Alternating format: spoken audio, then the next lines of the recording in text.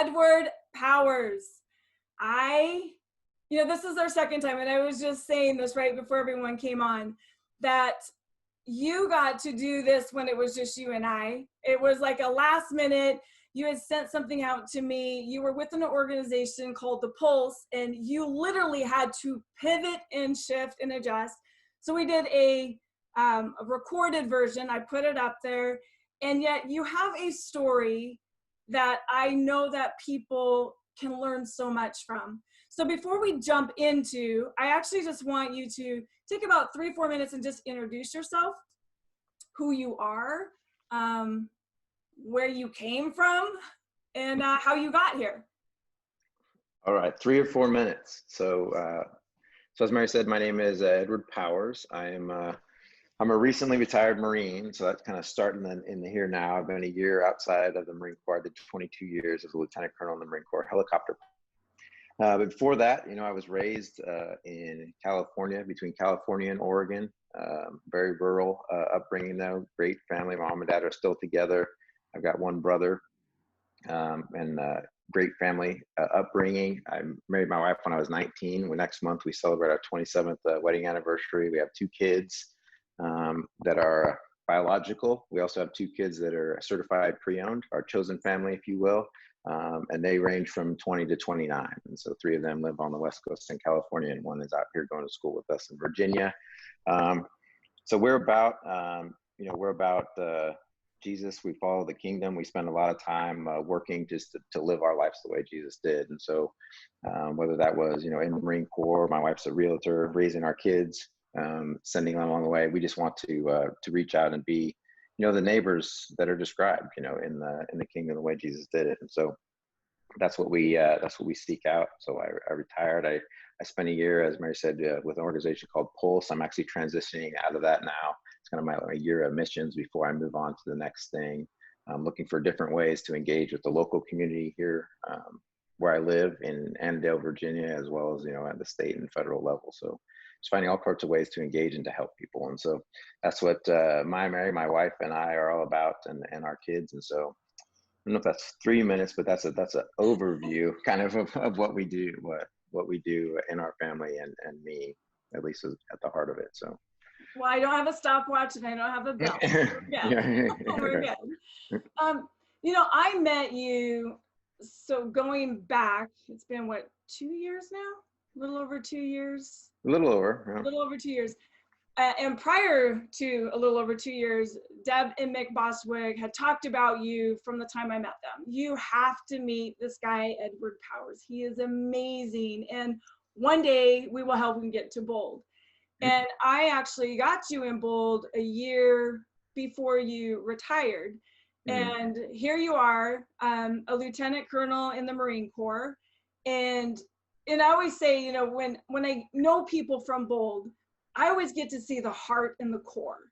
And I remember Eric said to me before I had you in class, he goes, "Do you have a lieutenant colonel from the Marine Corps in your class? Are you, how are you with that?" I'm like, he's just a person, And I really believe that it doesn't matter what type of roles, what type of rank that we have. We are people, and people, we all have the same hopes, dreams, fears, insecurities, all of that. And we all get to do life. We wear different shoes, but we get to do life. And I got to see the Edward Powers, the true, taking off the mask and at the core. And I always wanted to have this conversation because I've always been so intrigued by the military. My family was not ever in the military. My father he was going to be drafted, and he had flat feet and he had asthma. So they said, no go, and he didn't get to serve. But there's always been something about people who sign up, who serve our country, that just absolutely intrigues me. And because I think part of it, what my perception is that you're signing up to know that you could go to war, whether it's peacetime or wartime, and that you're willing to lay your life down for this country. So that always just goes, wow, most people don't think that way. So why did you enlist? Yeah, that is a great question. So point of clarification, I actually was commissioned. So I went in as an officer. So that's a slightly different track, but for all my enlisted friends out there, they would want to make sure that I clarified that. So I went to officer candidate school after college. So prior to graduating from college, I had no thoughts about joining the military. My father was 9 years in the Navy. His dad and all of his brothers and sisters were in the Navy. His dad was actually a Navy recruiter. So they spent a lot of time there. So I was very familiar with the military service. My dad and brother are both correctional officers, very similar parallel there between, law enforcement, corrections, and military, kind of the mentality.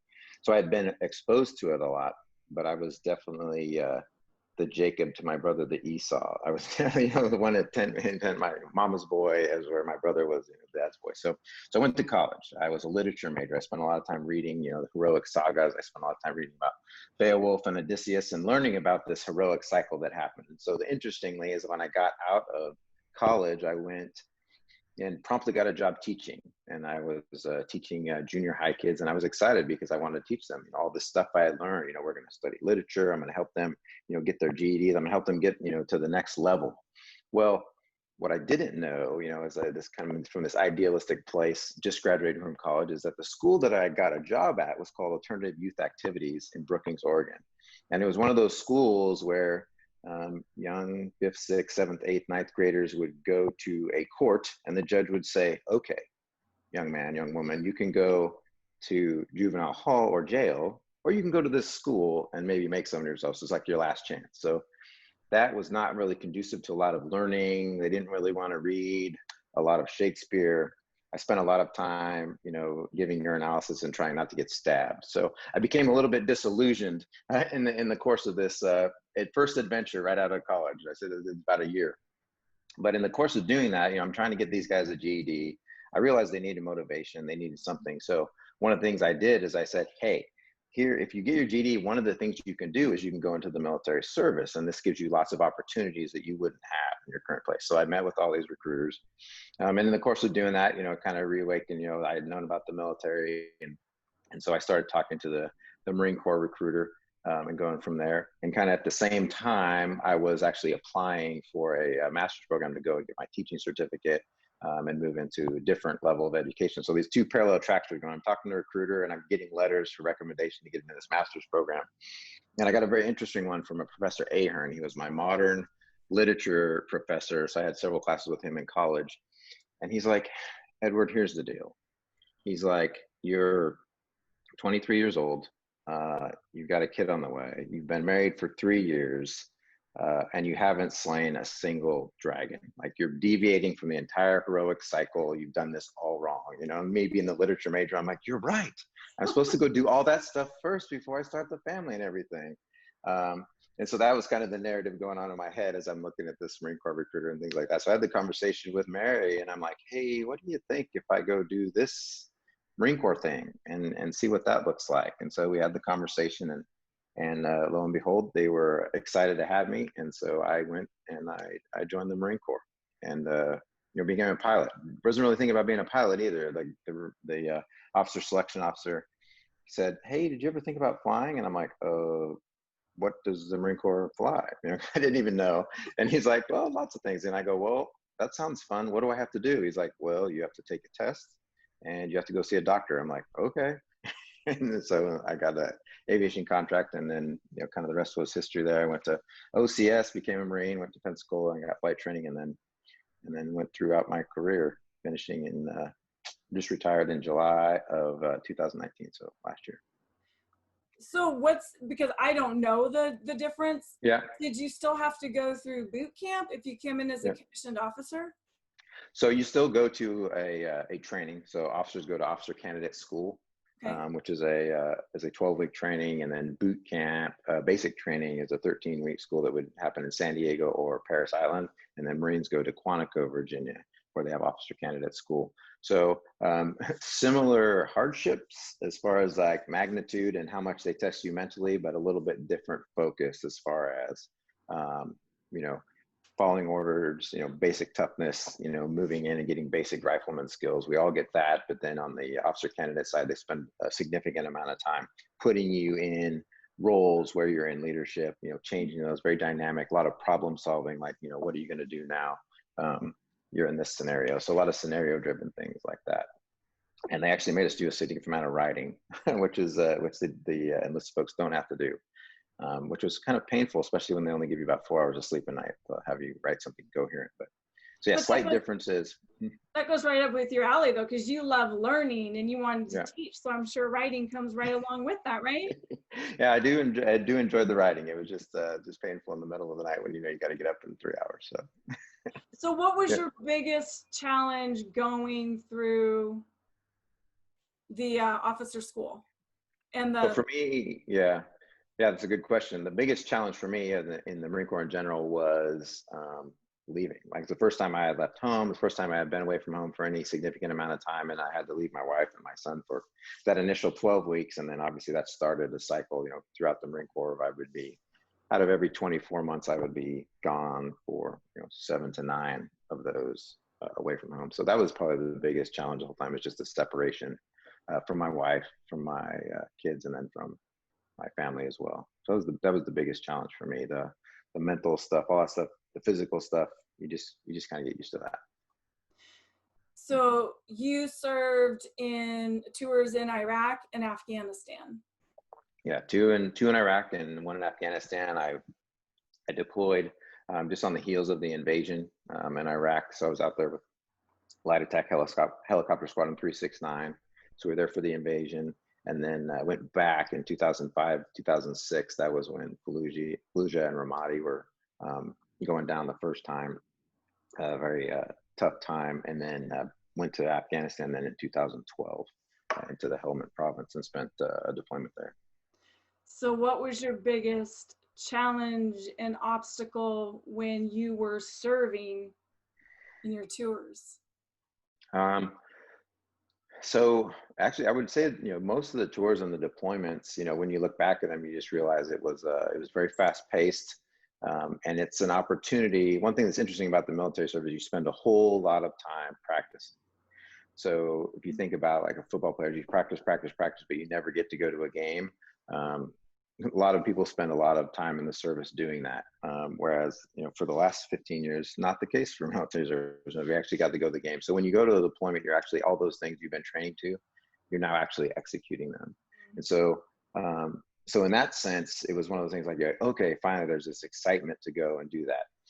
But then when you're there and you realize what you've been training to becomes a lot different when the targets aren't static, you know, they're actual people, they're actual enemies, and there are actual, you know, friendly forces on the ground that I, as a helicopter pilot, had to support. So that became challenging. It became very, very real, you know, as you kind of face those things from there. And then you obviously have to, you know, you have to deal with the repercussions and realize, you know, what's happening as you engage, because, you know, Marines, you know, they kill people and break stuff. And that's, you know, to put it very simply, that's what we do that, and that's what we're there to do. You know, to allow certain forces to you know, to take over and liberate areas, but then also there was a lot of combat that we did face, and so, you know, it's kind of a mixed bag. But that part is actually, you know, kind of exciting, because you train for it and now you're actually doing your mission. And then the hard part is, you know, the repercussions. So when you have to like bring home somebody, not a lot, let's bring it in a body bag. You know, when you have an aircraft that goes down, when you have teammates that got killed, when you have people on the ground that you're supporting that you weren't able to save if they got fragged. So those things are tough, and that's definitely the most difficult. And that's the piece that you never change. You never really get over it. You just kind of carry it with you and hope that you don't become too callous to. So I would say that is the hardest part, is your teammates, you know, getting hurt, getting killed, and going from there. But then the other baggage of knowing that there's the people that you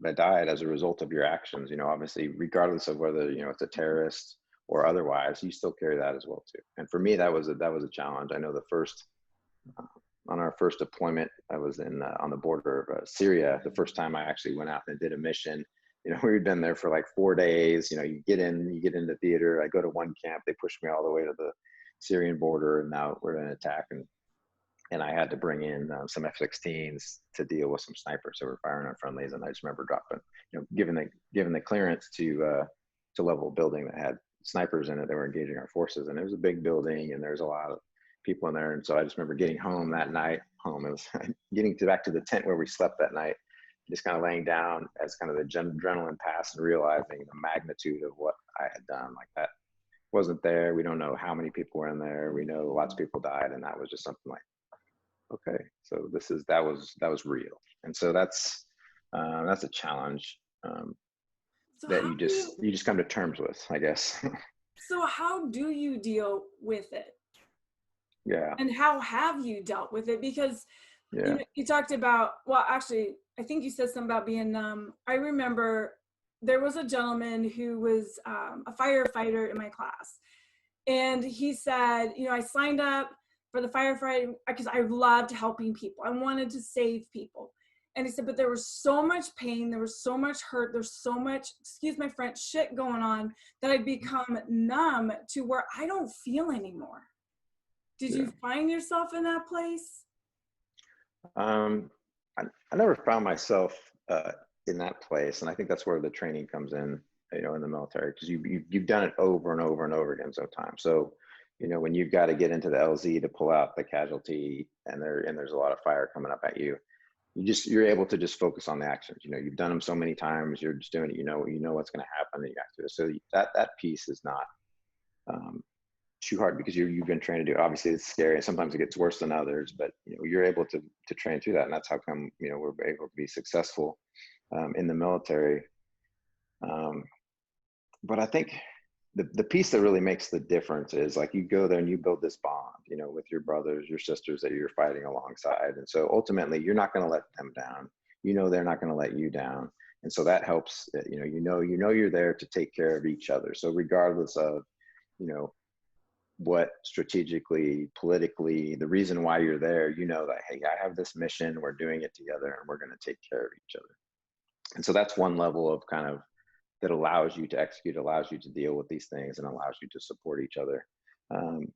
But the other piece that's really kind of a challenge, and I think this is something that a lot of people wrestle with today, and certainly in American culture, which is where I have my experience, but to kill people and to risk being killed, it's an interesting dilemma. There's a lot of people in society that would say, there's no way I'm ever going to put myself at risk. I would do whatever I had to keep myself safe in the compromise.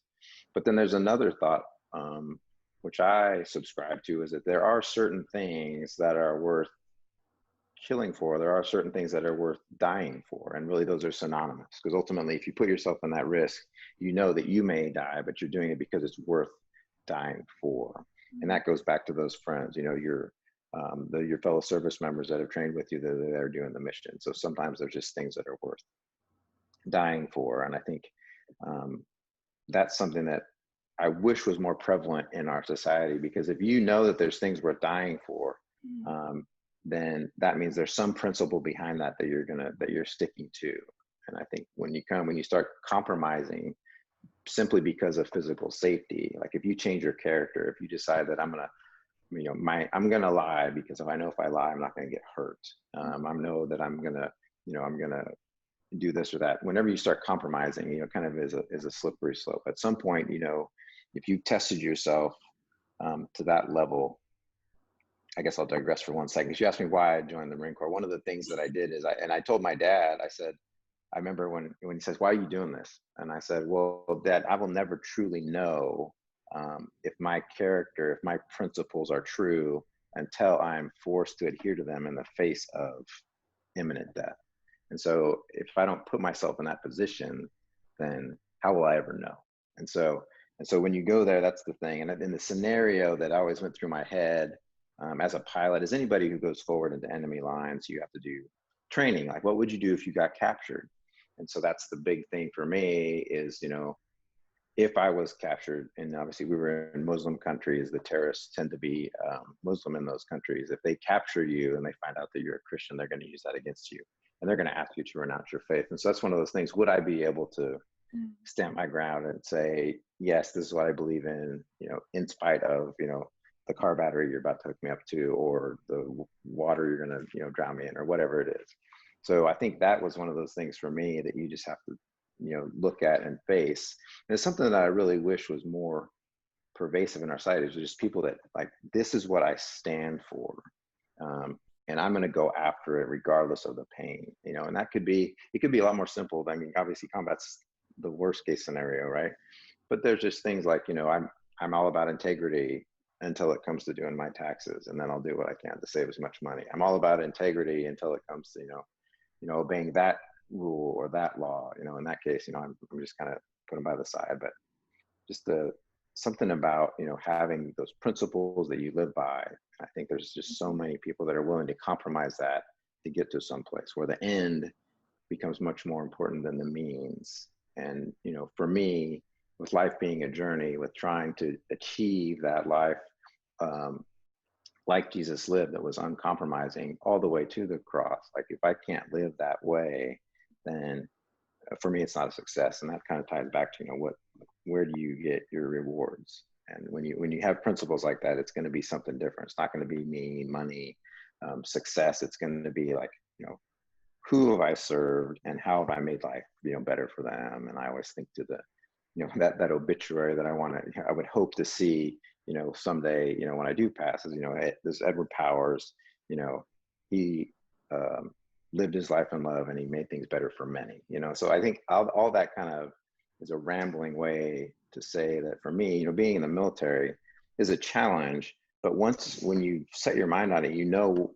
you're going to do what you've got to do regardless of the situation and the you know, the adversary placed in front of you, whether that's a person or a decision or whatever it is.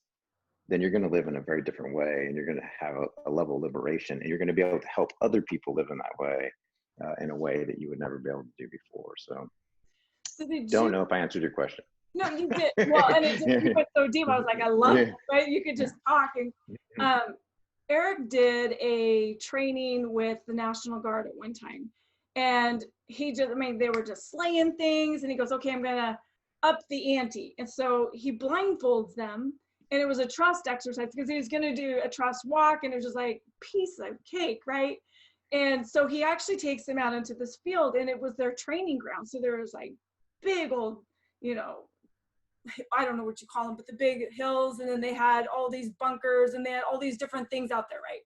And so he did a blind trust run.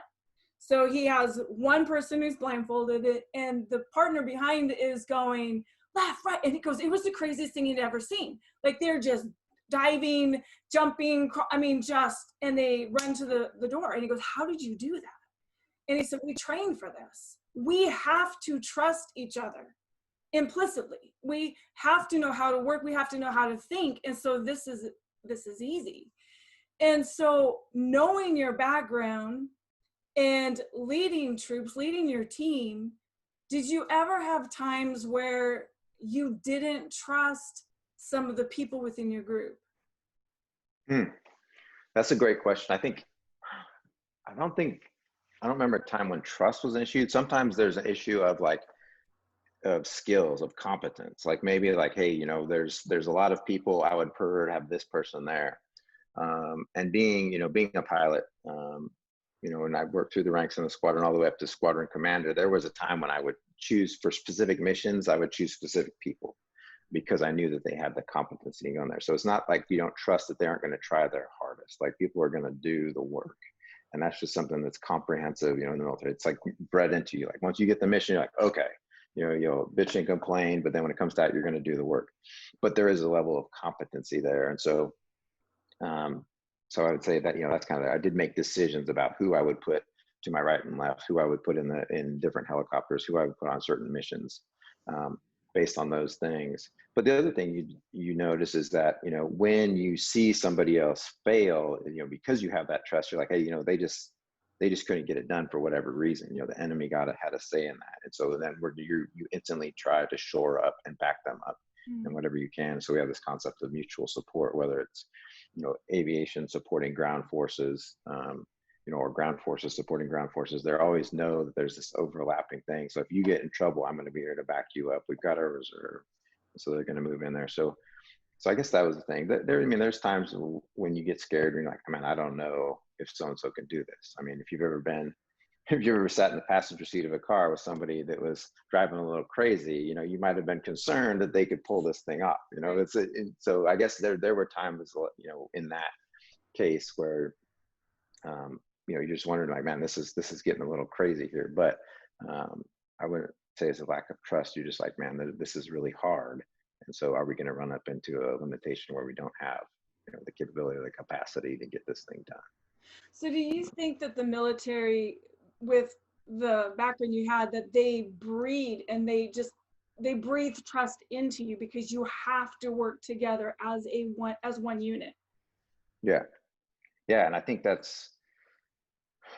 ties on one thing that I think is really kind of lacking. One thing that's interesting about our society is less than 1% of people are actively serving in the military. Of our population is actively serving at any one time, and I think it's like maybe 8% of all of America's population has ever served. Like, that's veterans and active duty and everybody. And so when you think of that small percentage, and you think about, okay, so how many people just have no idea what that looks like? And so, and then in the military is very much, you have to work as a team, and you get that from the very instant you show up until you move forward.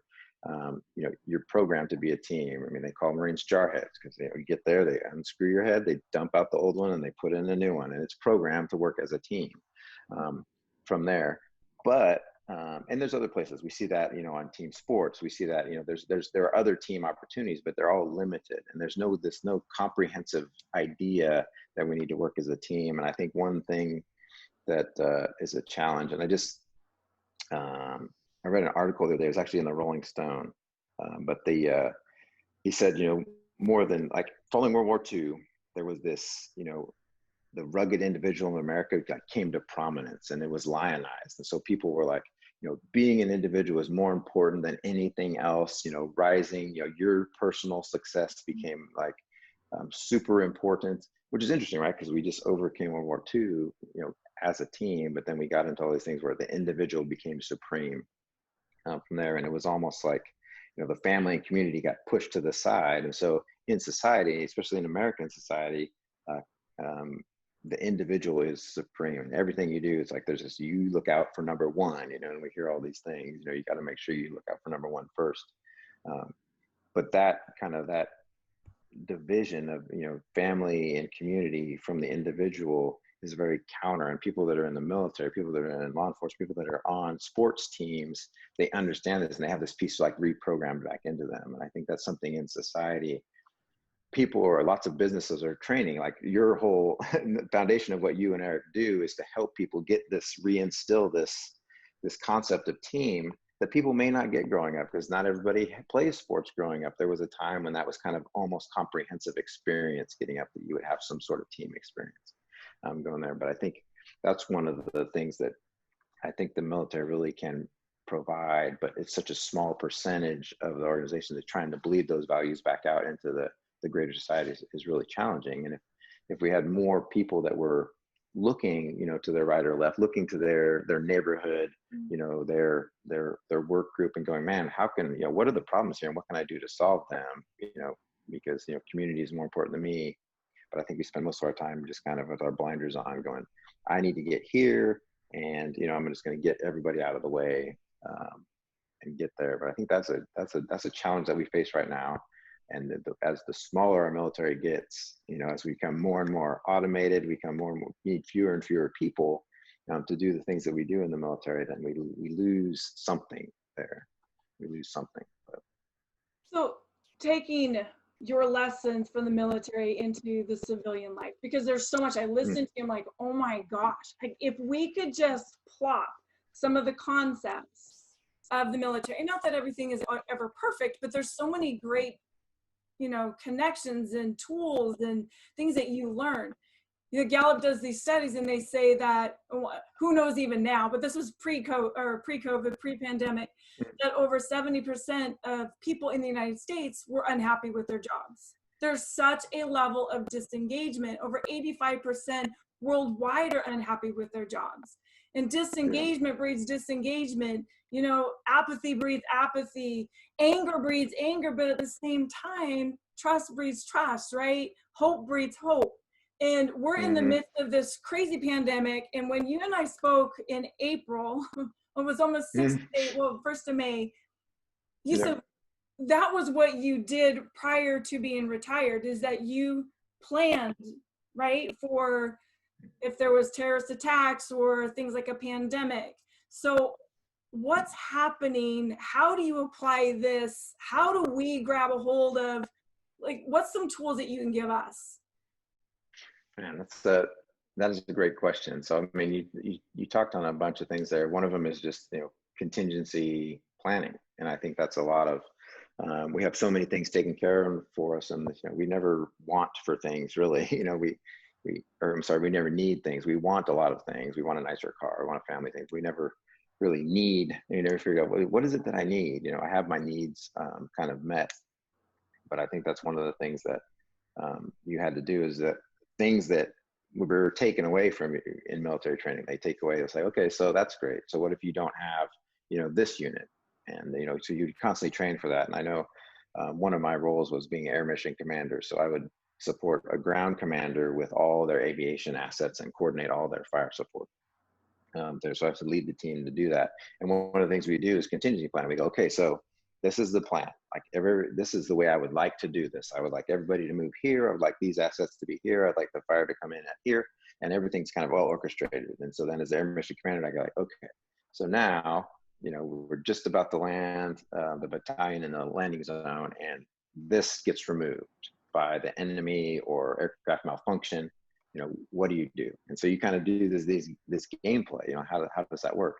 And so you end up getting very adaptable and going, okay, so regardless of what happened, I have several contingency plans kind of in the bag, ready to go. But I've also kind of just thought through. I know what all my pieces are. And so like you're on a chessboard and all of a sudden a bunch of pieces get removed. You still know what all the pieces do, and you adapt and you move forward. And I think that's one of the things as I transition into the civilian sector. It's been just a little over a year that I've been doing it. But what I've seen is that there is a desire for that that mentality in a lot of businesses. You may not have a technical skill, because technical skills are really kind of all the rage now. If you ask high school or college person, they want specific, very niche technical skills so they can fill a very specific job so they can get to a certain place. Whereas you get people coming out of the military, they have a very adaptable mindset. They're very comfortable leading people. They'll take a couple minutes to figure out what's going on, make an assessment, and they'll rapidly decide. So they're very decisive. And so there's these skill sets that are very useful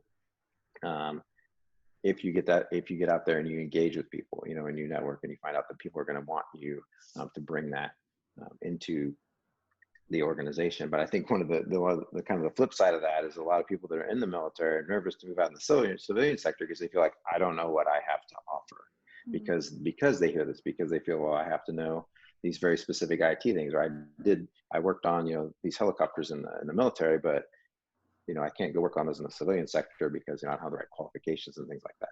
So it's very much minimized. All those kind of social, human to human engineering type skills are minimized. But I think there's kind of a pull that's being created in the civilian side to learn those things and to kind of find the right person. And then knowing that I can probably take any person and reprogram them with the skills I need for this company. But if they're not the right person, they're not going to fit, and the dynamic's not going to be right, and we're not going to be able to go to the next level from there. So I think that's one thing that is useful, is that as people are looking for, in their business, whatever business it is, if they start looking for the right people, they're gonna find that thing. And I think that's the same in the military. When you put together your team and you're allowed to select, you're gonna find the right personalities, and then the skill sets come, and then you train them from there. And that goes back to one of the things I love about specifically the Marine Corps, is the recruiters for the Marines are very different than recruiters from the other services. Recruiters from the Army will come and say, I'll pay for college, and I'll do this, and you'll get this good job, and you'll have all this training when you get out.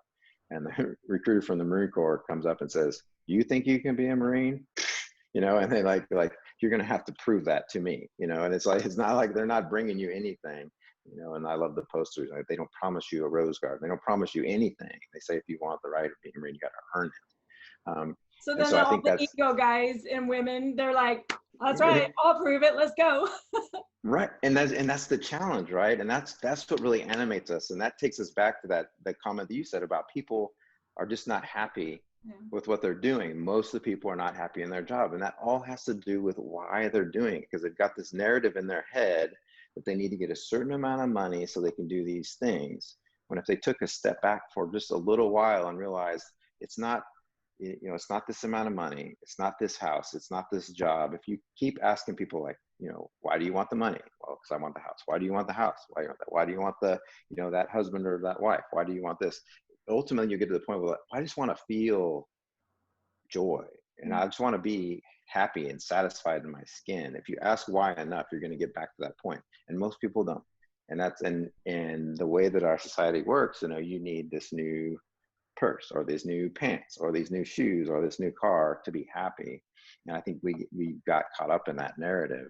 Whereas another cool thing with the military is it breaks all that stuff down and realize, sometimes I'm perfectly happy when I'm not soaking wet, and I have a cup of coffee, not like a Starbucks, just like a warm cup of coffee. So, but you get broken down to the point where you realize, man, there were so many times when I should have been, like the world would say that's miserable conditions, but we're so happy because we're there together, and it's like this break in the storm in there. And then you realize, like, if I don't have the right, if I'm not doing this for the right reasons, if I haven't, set it up so that I'm doing what I want to do, and I'm not going to change that regardless of the threat that's put in front of me, then there's going to be this high level of satisfaction. And I think that's something that we can bring, as we cross out of the military, is you can let people know, like, hey, you can do so much more than you think you can. Sometimes you're just settling, sometimes you've never been tested. And like you said, when you challenge that person, you're like, oh, you want to be a Marine, and then like, they kind of bow up on you and they go there, and like, that's the way we should approach life. And I just think there's not enough opportunities, in life to do that anymore. There's not, you just think of like rites of passage. There just aren't too many of them. You kind of slime your way into adulthood, like when we're adults. And this is a big deal I made with, my 4 kids, is I'm like, look, you are an adult now. I'm not going to fix this for you. You have to make the decision. And I think that there's, unless a parent is deliberate about that, nobody in school, in college, nobody even in the workplace is going to say you're there, you've arrived. And so we kind of need just this shift in mentality, which I think is something that I was blessed to kind of get that shift, from the service that I was able to join. And I think lots of other service members have had that, whether they've analyzed it and realized what they have, they know what their capacity is because they've been tested, and they know if they need to, they can reach down and get it and bring it out when they need to. And I think that's something that would serve a lot of people that are sitting in a job because the salary was right, but it has nothing to do with, their passion. They're not serving anybody. They're not contributing beyond themselves, and they're going to feel stale with that. So you said something about that you wish that we would get behind something that we would die for, or something like that. What is the difference between wanting to live for something so bad and also being willing to die for it? Is it the same thing in your mind, or is it different? Yeah, I think it is the same. If you've decided like this is what I live for, then when you're faced with death because of it, then it's not the decision is already made. And I go back to that landing in the hot LZ zone. When you get there and these guys on the ground need the resupply that I'm bringing them. They need these bullets. They need these rounds. They need to be evacuated. Like, you're just going to do it because you've already made the decision. This is what I do. This is what I'm about. I get them the things they need, and I get them out of that hot zone. So you're committed. You've already made that decision, and that's what character is. Like, your character is you decide what you're about. And so that's what you live for. You're like, hey, I'm here to serve these people. I decided to serve my nation in the Marine Corps. It's like, this is what I'm about. There was an entire ethos there. I committed my life to following Jesus. And so when it comes to that, you know, like what does that mean? That means if I can help you, if there's a way that I can help you, then I'm going to do that. You know, if I can protect you, then I'm going to do that. If there's a threat, you know, that you're going to get hurt, it's just that kind of gets in the way. So I guess it's the two sides of the same decision. Like, this is what I'm about. So by default, I'm willing to die for that. And obviously there's a spectrum, right? Because there might be something like, I am right up until the point where you say you're going to chop my leg off, and then I'm out, you know? So, and I get that, that's just very human. But, you know, at some point, that level of conviction, the people that can really change the world for the people around them, or change the world period, are the people that are living for something that they're so passionate about that it doesn't matter what the threat is put in front of them. They're going to find a way to overcome it. Did you ever want to just tap out? Did you ever want to just get out of the military? Like you're done? Yeah, there was tough times, but it was. So I'll tell one quick story. This is probably one of my most formative times. This is at officer candidate school. And in officer candidate school, they make it pretty miserable. So we go out for, you know, multiple days in the field, and you do different roles, right? So the basic Marine is a rifleman, right? So here's my rifle. There are many other like it, and this one is mine. And you're going to go find the bad guy and shoot him. But you don't have much responsibility. You got to dig your foxhole. You got to look for the bad guys. You got to take care of yourself. So that was the one role. But in officer candidate school, you're constantly moving roles. So there's also platoon sergeants, platoon commanders, company commanders. There's all the different roles. So you be sitting there and you're in your foxhole and you're freezing and you're shaking, and, you know, and it's not deep enough. So they're yelling at you. So you need to dig it deeper, or you need to do this, or you need to do that, or you need to pick this up. So you're just running all around. You're just miserable. You're hiking. You're on mile 10. You're like, I can't feel my feet. This really hurts. I'm freezing. This sucks, you know? And I just remember this experience. And then like one time we're on mile 8 of this, you know, 24, 25 mile hike. I can't remember exactly. And, you know, the drill instructor comes up and he's like, Powers, so-and-so just got fragged. You're the platoon commander, go. And I was like, whoa, you know, so now all of a sudden I gotta go up there. I gotta take charge of the platoon. I gotta figure out what everybody's doing. You know, I gotta make sure that, you know, we get to the right place on the map. You know, I gotta navigate them to the right place. And then I gotta make sure we set up our defensive positions. They all gotta make sure they eat, they take care of their business. Is anybody hurt? I gotta take care of those things. And lo and behold, you know, 20 hours later, I look around, I'm like, I'm soaking wet. You know, I still can't feel my feet. You know, I've got, you know, bruises. I got whacked in the head. You know, all these different things happen. But man, I didn't notice any of that stuff because I was focused on the platoon that I was put in charge of. And for me, that kind of changed my whole dimension on life. As soon as we start going, man, I'm sitting here, you know, and I don't have this and I don't have that and I need this and this is miserable. We're going to just exist in that place. But as soon as you like kind of raise your shoulders and look around and go, you know, what can I do about all these people? You know, and you start taking care of and you push outward. You're like, how can I contribute? How can I serve? How can I take care of these people? What, you know, capacity and privilege do I have to take care of these people? All of a sudden, all that other little stuff becomes so small, and you can do things that you never thought that you could do before because of a shift in focus. And I think that ties back to what you're saying. You know, I could focus on, am I willing to die for that? It's a tough question. But, you know, am I living for that? You know, it's just kind of it's an optimistic versus pessimistic type of perspective change. And I think you have to ask them both, but that's really that story is kind of the one that for some reason I had this awakening at that moment, obviously, which manifests over many years. And I've analyzed it many times since then, but I was like, man, that was the time when I realized that you can get through anything. You can experience joy and inner peace just by shifting your focus at any given time. Because, you know, whenever you say, man, like these bills are horrible, you know, and then you look around, you're like, but I'm sitting here and the sun's shining on me just like it is on everybody else. You know, my heart is beating again, you know, every morning, every day for how many tens of thousands of times it beats. And it's just that little shift of focus that, you know, allows you to access that joy when, you know, we're looking for the salary or the house or the spouse or whatever to get us there. And that's not what it's about.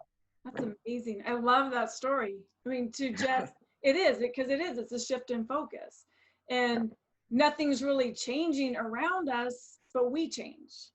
And what we think about is what we bring about, whether it's positive or negative. Yeah. 100%.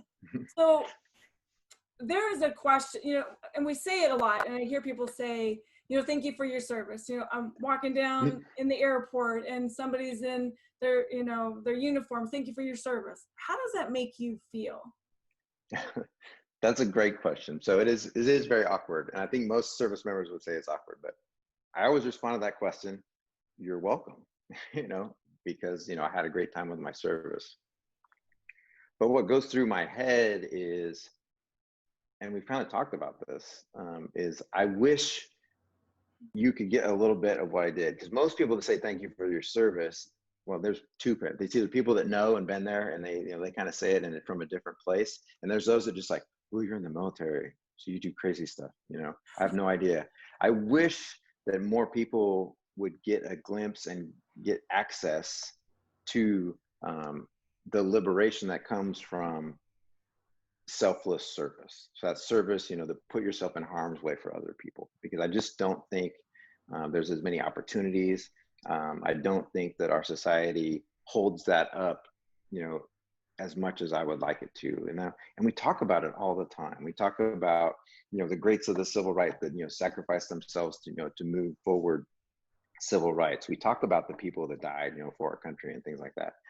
But I don't think we ever go to the next level and say, you know, what, you know, would I ever put myself in that place? Would I ever move from like, that's a great thing, to like, where do I need to live like that? Where could I take that kind of sacrificial focus and serve, you know? And it doesn't have to be crazy drastic. It could just be like, sometimes it's a sacrifice to just go, I'm going to go talk to my neighbor. They're annoying, but I'm going to go talk to them and see if they need anything, you know, or I'm going to, you know, that person on the side of the road, I'm going to engage with them, even though, you know, my schedule says I might be a couple minutes late if I don't. But there's just these small little things we could do, but it's just that mentality shift. Like, how can I serve? How can I contribute? Knowing that ultimately you're going to be better off, or you're going to feel better. And it's all those things that you're worried about are just going to kind of wash away when you make that shift. Well, it's so interesting when you said 1% of the U.S. population is active duty. Active duty right now. Yeah. 1%. Yeah, it's less. It's a fraction of a percent. You know, what of our 300 some odd million? It's a, you know, fraction of a percent. So I always think, and when I say I'm so intrigued, because I look at, I don't know why I'm getting emotional. I look at people as like you as heroes, right? And because even just your story, and I wanted this so bad because I wanted to understand in a different way, because there's so many great things I believe that comes from our military. And I talk about this in bold. When I think about the military, the thing that just sticks in my mind is the World Trade Center, you know, 9/11. And, you know, for those of us who were in 9/11, like the world stood still. And for the first time in my life, it was just like everyone just stopped. We stopped fighting. We stopped bickering. We stopped worrying about differences, and we came together like I've never seen in my 55 years ever happen. And then I watched our country just go, like, take action. And we stood behind the military, and we did everything we could to support them, because it was our country, and we were founded on freedom. We were founded on the ability to stand up and to speak freely. I mean, you look at what's happening now, right? I'm like, we created this, but at the same time, it's the division hurts. Like, I believe that we all have a right to stand so strong in what we believe. And yet at the same time, what you were saying is very few people truly are willing to lay their life down to truly say, I believe in this so strongly that I'm gonna protect and defend my country, not just my country, my belief, the system, but it's not about hurting people. It's about bridging this gap. And I just wanna say thank you for your service. Yeah. Well, yeah. Well, you're welcome. I think, but when you said that, it brings up, it's so applicable today, because after 9/11, you remember all those commercials where like the street was bare, and then all of a sudden everybody's got an American flag in there. Nothing unites us like a common enemy. And so I'm like, okay, you know, yeah. So we had this enemy. We didn't even know who they were. We just knew that somebody had attacked us, and we all of a sudden, it didn't matter, you know, I don't get along with you yesterday, but they just attacked our house, you know, so we're going to defend the house. We had this opportunity, like COVID-19 is an attack on humanity. And we It saw them should, all you know, come together at first. it's a common enemy, right? And everybody for about 2 seconds, a couple news cycles were like, we got to get through this together. We got to bond together. Why can we not sustain that and realize, like, look, if we all unite in a common direction, you know, we can overcome almost anything. And I think that's what is so, you know, so remarkable to me, is we have that capacity, but yet we still get so quickly distracted and it falls apart. I mean, it's such a 2020 interesting year. We had this common threat to humanity, a virus that came together, and we all for a moment pulled together.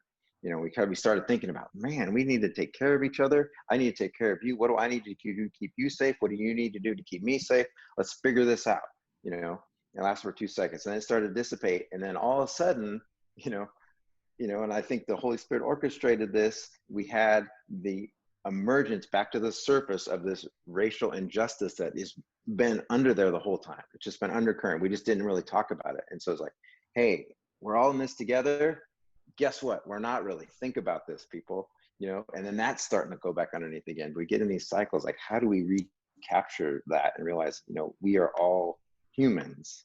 You know, the common enemy, you know, is not us. You know, it's something else. It's like, it's you know, lack of progress, you know. But if we look and we try to serve and contribute and come together, we can do amazing things, and we can overcome the social injustice. We've already seen we make big strides, but you can't just stop. You got to keep going. It's a journey. It's not a destination. And I think we always want to arrive, you know, we always want to arrive and be done, you know, and it's just not what it's about. Well, and I really believe under the hood, every single person, they want justice. They want freedom. They want the best. It's just, we don't know how to get it. And we're such a diverse melting pot of just humanity. And, you know, putting aside those differences, figuring out how to love, whether we agree or we disagree. Yeah. Well, and it's scary too, right? So we talked about being willing to die for something. Are you willing to be embarrassed for something? Are you willing to be called out? Are you willing to be bullied for something? I mean, it's all the same principle. It's like, how important is that to you?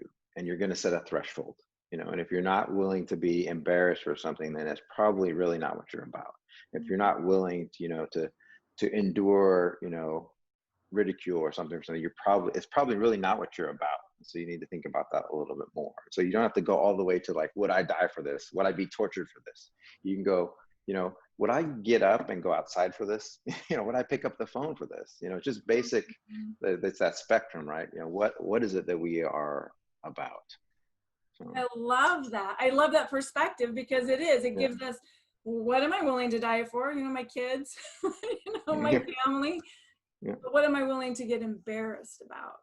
Because that makes it super personal. It's like, and then it goes back to our character. Am I truly living my values?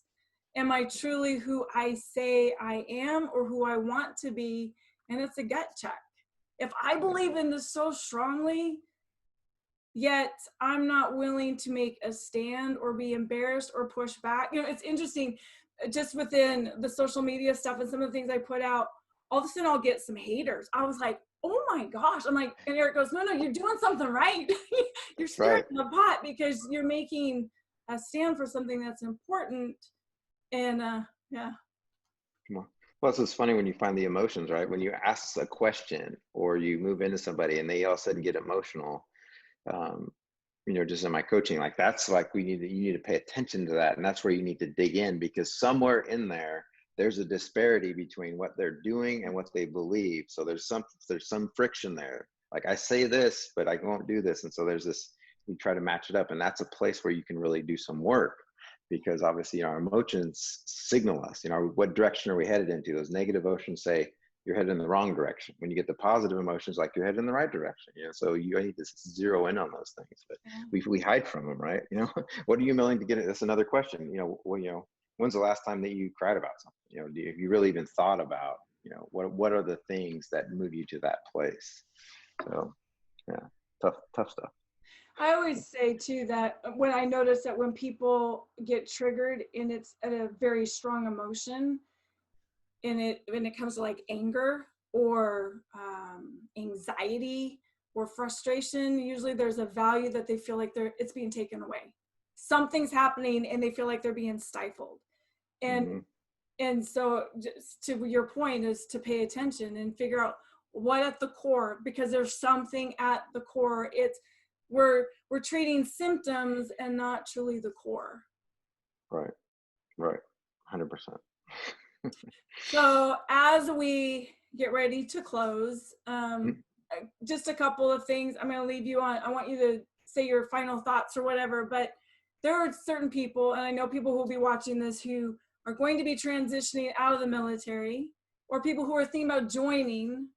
So first and foremost, what words of advice could you give to people who are wanting to join, and what words of advice could you give to people who are looking to transition?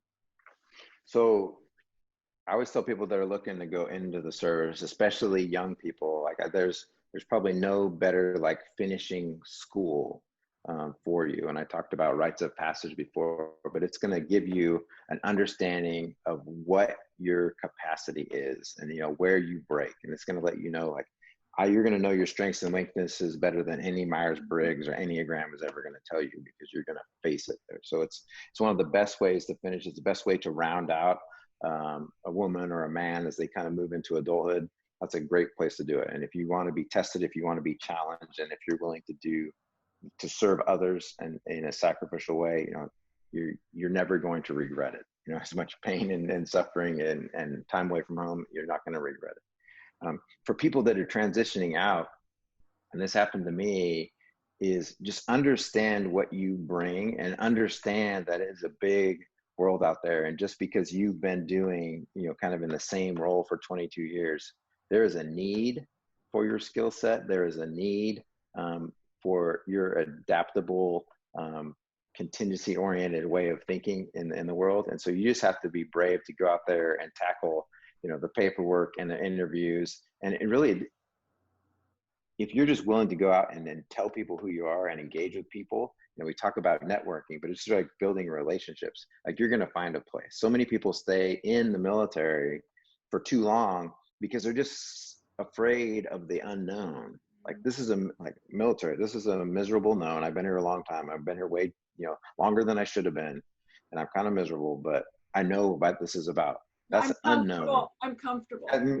Yeah. Well, they're comfortable. That's one of those things. They're not willing to move out of it because for fear of the unknown. And it's just really just another role. But I would say for any military person, don't be afraid. There's plenty out there. Even in this time where jobs are limited, there's opportunities out there if you're willing to just go after it and dig a little bit, you know, and know that it's going to be a lot like when you went in the service. It's not going to be handed to you, but you've got what it takes to meet the challenge to go out there. So just don't worry about moving into this new space. Just know that you have value to offer, and find a place, you know, where you as the puzzle piece fit. Mm-hmm. So this is your podium. Final thoughts. If you could get a message out, I know you've had a lot of messages. What's the thing that's just burning in you? Gosh, that's or we don't have enough time. Yeah, I have to pick one.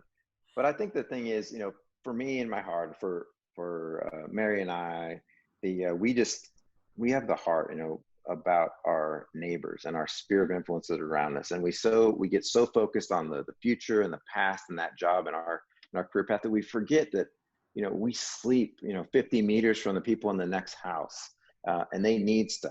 You know, and if you looked at your street, or, you know, even, you know, your area in your office where there's 15, 20 people, if somebody in that 15, 20 person circle has a need, if you all work together, you can probably meet it.